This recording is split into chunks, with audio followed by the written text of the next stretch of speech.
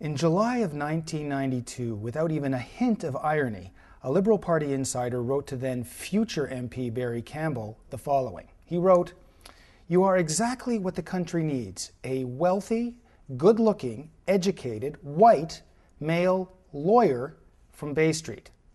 And so began Campbell's education in political reality. He wrote all about that education in a 3-part expose for Walrus magazine. He called it Politics as Unusual.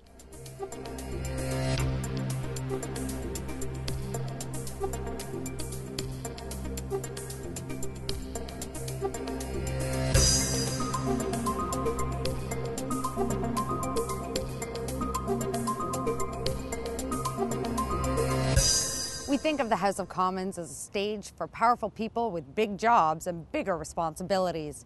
But sometimes it's the little things, what happens behind the scenes, the unknowns, that matters the most.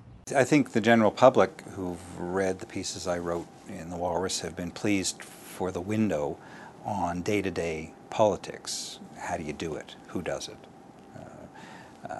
Or who's crazy enough to do it?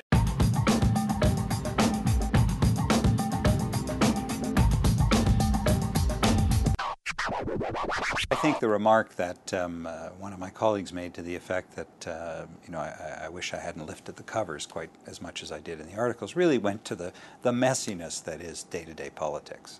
We're heading to an all-candidates meeting where candidates get to apply for the job and voters get to ask them a wide variety of questions.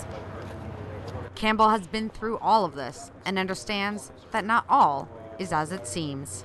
So the 2 points or 2 calls we're giving on that at this time are... This is real retail politics. There's 2 things that are very uncomfortable for a candidate or a member, and that's radio phone-in shows and all candidates meetings. Canadians want to go overseas. Okay. There's no agenda control whatsoever. The mic is on and people are free to speak their minds.